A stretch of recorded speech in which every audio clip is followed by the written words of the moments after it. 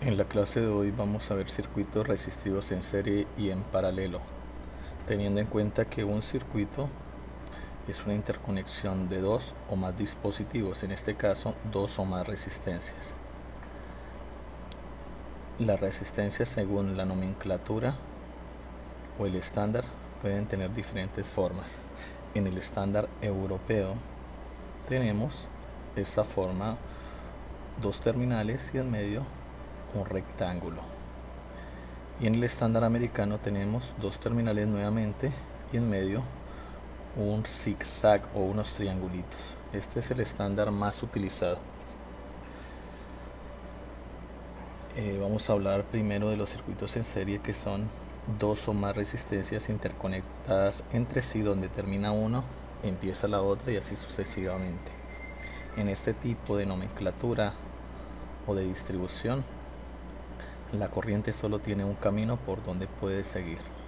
Tiene que pasar por todas las resistencias del circuito. Acá lo tenemos en el estándar americano, 4 resistencias en serie, 4 resistencias en serie con el estándar europeo, y físicamente como se verían las resistencias seguidas una tras otra. Para hallar la resistencia equivalente o total de un circuito resistivo en serie usaremos la siguiente fórmula. R total en serie, resistencia total en serie, es igual a la resistencia 1 más la resistencia 2 más la cantidad de resistencias o los valores de cada resistencia que tenga dicho circuito. Eso quiere decir que la resistencia total en serie será igual a la suma de las capacidades de todas las resistencias que están en dicho circuito en serie. Ejemplo, dice así: hallar la resistencia total en el siguiente circuito en serie, y tenemos una distribución o una configuración de 3 resistencias. Sabemos que están en serie porque donde termina uno empieza la otra y así sucesivamente con las 3 resistencias. La solución a esta incógnita o a este problema es muy sencilla. Simplemente planteamos primero la fórmula: resistencia total en serie sería igual a la R1 más la resistencia 2 más la resistencia 3. En el siguiente paso pues simplemente reemplazamos los valores de cada resistencia. R1 son 10 ohmios, R2 son 100 ohmios y R3 son 30 ohmios. Para este caso simplemente sumo y el valor final o el valor total de esa distribución en serie es de 140 ohmios. Eso sería la resistencia total en serie. La siguiente distribución es el circuito en paralelo. La diferencia físicamente está marcada en su forma de interconexión. Aquí las resistencias están interconectadas por ambos extremos. Si la corriente fluye por este terminal, ¿cierto? Cuando llega a este nodo de conexión, tiene dos posibles caminos para seguir.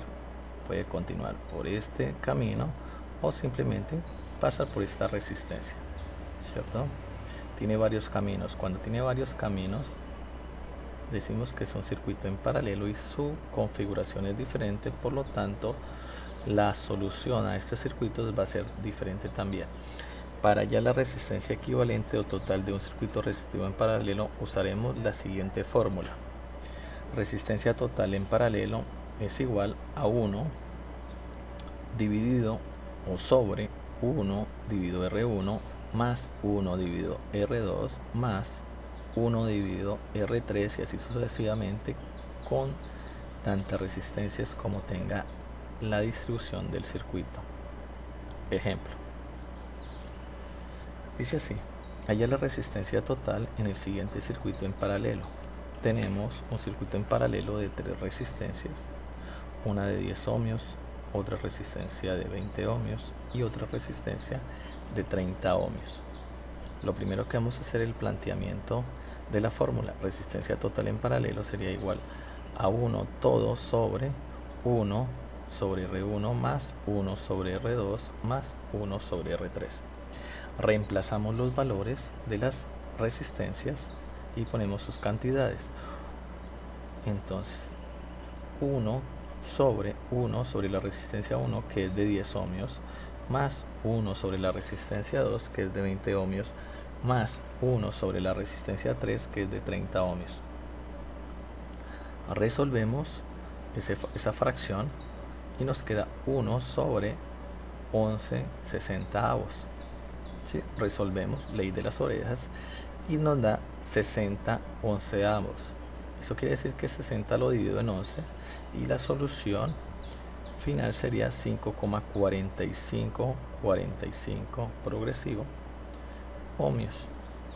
Y esta sería la resistencia total en paralelo para este ejemplo.